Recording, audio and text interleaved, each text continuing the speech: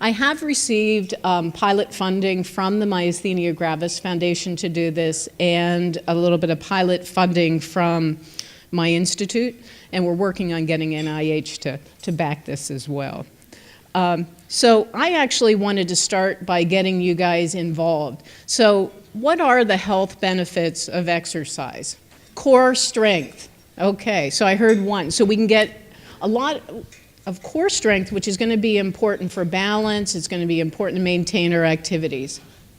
Barry's got an idea. Cardiovascular. Right, cardiovascular fitness, which is so important because with myasthenia we end up becoming more sedentary, and that increases the risk of cardiovascular disease, and then we compound that with steroids. It improves your mood and mental health? It absolutely improves mood, mental health. When I don't exercise, by the time it gets evening, I can't walk. I'm flopping around. So leg strength is is one of the things you're building. Good. All right. So we heard muscle strength. It improves your endurance, so you can do more. It improves balance and flexibility. Because how many of you have balance problems? Yeah, I see about a third of the hands going up. And flexibility, we lose that with aging. So weight control, so that's one of our everythings. So as we exercise, we burn more calories.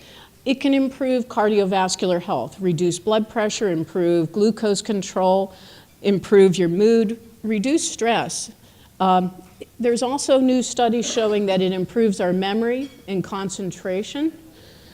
It improves sleep. We used to send our kids out to play outside and they come home exhausted and sleep like a baby. So it actually can help get you into a better sleep pattern. By improving strength around joints, we can prevent injury. There are studies showing that it has a beneficial effect on the immune system. And then one of my support groups I went to said it helps the bowels, so we got to put that on there too. So in the literature, there are very few studies on exercise, and it's one of the big questions that come up with the MGFA all the time. How do we go about doing exercise? So in the literature, I like this one study, had 11 people with mild to moderate myasthenia gravis, and they used their own bodies as a control. So on the right side, they did strength training in the major arm and leg groups. In the other side, they did nothing. Well, a couple things we found from that study. One, it didn't worsen the myasthenia gravis when MG is stable. And these folks improved strength. So people with MG can do strength training safely under supervision. The biggest amount of literature is really in the area of pulmonary therapy. So in our exercise session, we did a little bit of pursed lip breathing, a little bit of diaphragmatic breathing. So from the pulmonary world, people who have COPD, asthma, are trained how to breathe better, more efficient. These studies have actually been translated into MG in 3 studies, and they actually show beneficial effects. But guess what happens when you stop? You lose it. So you've got to keep doing it. So one of the studies looked at the durability. And there really aren't good aerobic exercise studies. So with myasthenia, what are things that may limit your capacity to exercise? As Barry said, leg strength. Weak arms and legs. So you just can't sustain, those activities. Breathing issues, getting short of breath, fatigue, poor endurance. And one of the things that happens, not just with myasthenia, but with aging, with a lot of our caregivers, is deconditioning. When you stop being active, the body what's in motion likes to stay in motion. What's sedentary likes to stay there. So there's a big impact of deconditioning. Poor balance. Julie and I did a study on SurveyMonkey that many of you may have done that actually showed fear of falling is high. And so with that fear, people limit how much they do. Depression, anxiety can impact exercise. And poor efficacy for exercises. Do you see yourself as exercising and being active? If you don't see it, it's harder to do it. So as we know, myasthenia is going to impact the MG, but how many of you have at least one other disease? 2, 3, yeah, so life likes to compound things for us. So one of the things we do with myasthenia is we give steroids. That increases weight. It increases many of those cardiovascular risk factors that Barry was talking about. It can increase the risk of blood pressure, cholesterol, diabetes. It can accelerate thinning of the bones. It impairs sleep. How many of you have steroids affecting your sleep? Yep. And it also can affect muscle performance itself. Many people have other things that may affect their ability to exercise. Lung disease, heart disease, obesity, B12 deficiencies, vitamin D, thyroid problems. And other medications may impact the ability to exercise. And as we age, we start getting joint pains, our balance worsens, and we get deconditioned, and we don't take in the proper nutrition to fuel our bodies. And we're going to talk about sarcopenia. So, I can hear my front group, so I'm going to ask them questions and then I'll tell you what they say. So as you look at that little picture on your left, up on the top left, the one on the right is someone who's in their 20s, and then on the left of that picture, that's what happens as we age, and that actually is what happens with myasthenia gravis. So as we age, what do you see with the pink, which is muscle? It's atrophied. Yeah, so we're losing muscle. And if you looked, and the yellow is hard to see on the white, the body size looks to you, does it look about the same? Well, guess what that gets replaced with? Fat, yeah. That doesn't do us any good. It doesn't move our bodies, and it actually has a negative impact. So we actually call that muscle loss sarcopenia. And so this is one of the things that I study. I'm working with a group of geriatricians, because this is one of the things that happens as we age. With each decade, we lose a pound of muscle mass. So by about age, if we look at between age 20 and 80, we've lost 40% of our muscle mass. So we're putting this on top of myasthenia gravis. So what causes problems with that muscle? Corticosteroids, that's our prednisone. As we age, we have less growth factors. Our thyroid may be abnormal, and the pre-diabetes or insulin resistance actually not only affects glucose metabolism, it affects how the muscle performs. As we age, we lose our sex hormones like testosterone, and as you know, we go to the gym and those men who are bodybuilding will pump the testosterone. Well, we actually lose that as we age. The fuel cells, mitochondria, decrease as you age. Inadequate nutrition. So as we age, we don't get enough protein in our diet. What happens as you have troubles chewing with MG? You have to puree your food, and you have to find different food sources for getting your protein. And so many people will eliminate meat from their diet without replacing other protein sources. And as you have trouble swallowing, what happens? You lose that calorie intake. Or if you tire with chewing, you don't get an adequate nutrition. Cachexia is one of the things that happens that just with cancer, and it also can happen with aging. And then what happens to muscles when you don't move? They atrophy, and they really, one of the big places they saw this was Mr. Rocketman was in space flight, where people were at 0 G. That's an accelerated process. All right, So what does this look in myasthenia? So no one really looks at, we're looking at CAT scans of the chest for MG, so we're looking at the thymus. But in our geriatrics world, we're interested in muscle mass. So one of the things we do is in the thigh, right in the center, we take a picture of what the muscle mass looks like. So for my 20-year-olds, this is what your muscle looks like. Nice, healthy, it's full. You can see a little bit of fat there. Look what happens with this 80-year-old man. And this is someone who's healthy without other medical problems and no MG. What do you see? Yeah, so the muscle has shrunk, and as Barry said, that black that's within that muscle is fat. So we've now got a nice marbleized steak there. And what else do you see if you look at the bone in there? The bone, the portion of the bone has also thinned. So we are actually looking at what happens to body composition with myasthenia.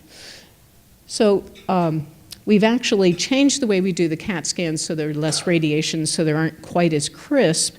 But this is a woman who is, or this, yeah, female who's 68 and has had MG for about 5 years. Look at this muscle mass. These thigh muscles are very tiny. So you kind of think, you know, why am I so weak? Why am I fatigued? Even though I'm on good medicines, some of it may be changes in body composition. And this is a male. And I'm having trouble there. And probably on steroids because we've got a lot of osteoporosis here. So we can see that we have a lot of muscle atrophy, a lot of fatty replacement. And Julia was working with me and was looking. You can see this is normally the size of the quadricep, the muscle that's in front of the thigh, and the hamstrings. Look at the size of the quadricep. So a lot of times the legs just feel like they want to give out. And so she actually wants to pursue this in further depth because she was looking, look how atrophy these quadriceps are. So this may lead to some of the functional changes, and maybe we need to address this specifically with targeting our strength training. Well, how many of you are on steroids? What happens to your tummy? Well, so one of the things that we're very interested in is diabetes in our aging group. So one of the things that happen a lot of times with aging and inactivity is something called central obesity. Have you heard of that? So that's where you get the fat that deposits right in here, and that's where steroids goes, doesn't it? And then so we're looking at the abdominal fat, the subcutaneous, as well as how much fat is in the abdomen and whether some of the exercise will improve that and how that relates to insulin resistance. All right, so I'm very intrigued by fatigue. So the people that entered this study had stable myasthenia. They were mild to moderate, so some were quite limited. And despite being well controlled, no double vision, no or limited double vision, trouble chewing, swallowing, arm and leg strength, fatigue impacted these people, and without a good reason. So fortunately, I'm part of a geriatrics group, so I have another population to compare with. So we took our older individuals in community dwelling in Baltimore, and our average age was about 65. We had about 42 people. And with the individuals with myasthenia, they were a bit younger. They were 58, and then I did have one, was our mean age. I did have one 35-year-old. Whoops, that didn't get changed. I didn't update that slide. But the male-female balance was about the same. Gil is here, and I saw a couple other neurologists, but one of the things we look at is we call this the MG Adl scale, which is an 8-point question where we ask whether you're having troubles with double vision, do you have ptosis, do you have trouble holding your arms up, do you have to push to get out of a chair? So many of you have answered these surveys. And so it's an 8-point question, and the max score is 24. So you can see, on average, these people were not very symptomatic with their myasthenia. Their quantitative MG, we go through each of the areas that are weak in MG, and we do time tests. And again, that 5-6 range is a very mild MG. Vital capacity, and these were men and women combined, were about 2.5 liters. How many of you had vital capacity checked? Oh, about half. That's so with vital capacity, we're looking at the amount of air you can move, and Sally was talking about that. Is in men, it should be 3 to 4 or higher. In women, it should be about 2. It should be about 3. So this is low. This is where I think things get really interesting. How many of you does it take longer to do everything? Well, I have numbers to go along with that. So looking at walking speed, we have set out cones, and we measure walking speed across 30 feet or 10 meters. And my older healthy individuals walked at 4 miles per hour, where my folks with MG walked at about 2.5 miles per hour. Definitely slower. 6 minutes we like in the geriatrics world because that's going into a drugstore, picking up a prescription, then you got to get back. But in 6 minutes, you're doing some community ambulation. So we're looking at the amount of feet that are covered. So we compare almost 2,000 to 1,500. So you think about it, it is harder to do everything. And so this may explain some of that fatigue and those limitations. Time to get up and go is the time that you sit in a chair, you get up, you walk 10 feet, and so it takes 6 minutes compared to 9 minutes. We practiced chair raises this morning. Getting up and down from a chair 5 times takes 10 minutes compared to, with MG, about seconds, not minutes. I don't know, it could take 15 minutes. Good catch. And then how many steps are you supposed to take for good health? 10,000 steps. That's really tough, you know? So older individuals take about 7,000 steps a day. With MG, we're finding folks are sort of less than 3,000. That's okay. We just want to know where we are, and we'll kind of work with that. But I think this helps explain why even when you're good, there's still that limitation, and it quantifies it. So real quick, Julian and I did a study of falls, and we have about 700 people who have completed the survey. Now it was on SurveyMonkey. How many of you did the fall survey? A good number of you, yeah. And we wanted to know how much of a concern is falls and imbalance. And so we asked the question, how long do you have to just stand before you're afraid that you're going to fall? These are percentages on the left and the times. And you can see most people are limited to about 10 to 30 minutes. We pick up the bulk of people. Some are higher, some are lower.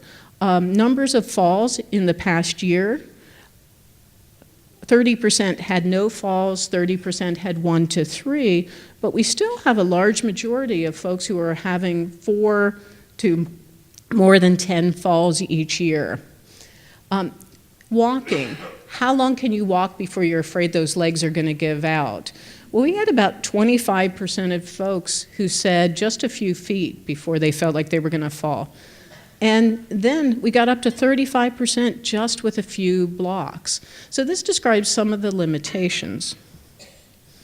So we want to counter those functional declines and see if we can improve the situation. So we designed a 3-month exercise program to see if it was safe, will it improve function, And will it improve fitness? Folks were stable when they came in, and it included 3 components. One was treadmill walking. One was resisted training. As Francis said, we got to engage the core. So it was strength training without barbells, without anything. It was just the body weight. As people got stronger, we could add TheraBands and little hand dumbbells. And then we worked on breathing, engaging the diaphragm, pursed lip breathing, and endurance breathing.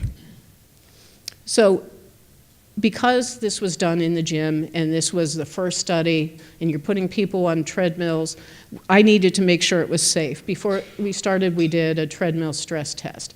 Translation for you, ask your doctor before you start exercising, are you safe? We did the aerobic part just like cardiac rehab. So someone who has a heart attack will go into cardiac rehab. We start really at a very low intensity with a short amount of time, and we increase that to mild intensity to moderate intensity across that 3 months. In addition, with myasthenia, with individuals who are older, you've got to monitor, make sure you're safe, and we talked about that today in our exercise session. So since these folks were older coming into our geriatrics program, we always look at blood pressure, we look at pulse. In diabetics, we do a glucose before and after. And then I'm going to show you the exertion level. How hard is this exercise? So we teach people how to read that scale and monitor their own fatigue and look at their MG symptoms, because we don't want those coming out with the exercise. So were individuals with MG able to participate in cardiac rehab? Well, you can see, and I'm going to do the red dot, we started at 15 minutes intentionally, so we wanted very short. People could rest on the treadmill. We put a chair on there, so if 5 minutes was all they could walk, we'd sit down on the chair, and we gradually get them to 15 minutes. By the end, everyone was walking in a sustained fashion for 30 minutes. So that is a major difference. Walking speed increased from 1.8 to 2.9 miles per hour. They were able to start walking at an incline, so of about 3%. And from cardiac conditioning, as Barry said, we want to be able to exercise to an intensity that actually makes the heart work. So the maximum heart rate was 110, and these individuals were able to exercise to a heart rate of 126, so they got a good cardiac conditioning response. We look at the workload, so how long can they walk, how fast can they walk, how much incline, and we actually got a 3.5-fold amount of work across that 3-month period of time that folks were able to engage. Attendance was very good, and many people were inclined to join a gym or buy their own treadmill so they could do it at home. So does function improve? And I'm going to go through these quickly. So that 10-meter or 30-foot walk, the speed increased from 2.3 to 3 miles per hour. So you're able to pick up and hustle a little bit more. The distance that could be covered went from 1,500 to 1,800 feet in that 6 minutes. The amount of time to get out of a chair and walk 10 feet decreased by more than a second. And the quantitative MG score, so the thing that we use as neurologists, wasn't impacted negatively by the exercise. It also it didn't improve, but these folks were already mild, so I didn't quite expect to see that. So I'm going to take just a little bit of time on this, because this is kind of confusing, and it's a new way of looking at things. So how many of you have heard of fitness? So how fit are you?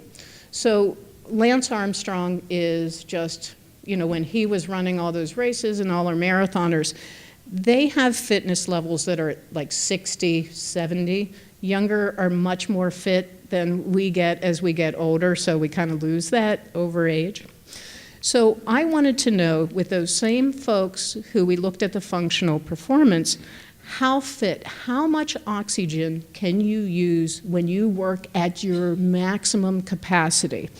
And that's dependent on the amount of air you can move through the lungs, how the heart carries that oxygen, and then you have to take it up at the level of the tissues. So there's many things that go into looking at that. So my older individuals from Baltimore had a fitness capacity of about 26. For myasthenia, it was about 23. So it's a little lower, but it's not dramatically different. What I think is most interesting is the speed that you like to walk. We actually measure how much oxygen it costs just to walk across the floor for 6 minutes. So our individuals, community dwelling individuals from Baltimore, it took about 9 milliliters per kilogram to just walk comfortably. So we look at the max they can do compared to what it takes to walk comfortably for 6 minutes. There's a big reserve. So when you say, I want to do something all day, there's a lot of gas in that tank. Look on the other side. With myasthenia, where things are kind of go awry is when we look at how much energy it costs to walk. Some of it may be poor mechanics, maybe poor strength, but there's not much gas left in that tank, even just with this simple comparison. Now let's make it even more interesting. Do you all know what activities of daily living are? Julia does. We got our OTs who are like, yes. So activities of daily living are the things you have to do to survive. So we got to get dressed, we got to eat, we got to bathe. So they're the simple, essential things. And with myasthenia, sometimes those are extreme work. That is your workout for the day, getting a shower. So we actually had people do those same tasks, and we looked at how much oxygen it takes to do those daily living tasks, and they're right here at about 8 to about 13. So our older individuals, they can do that pretty easily.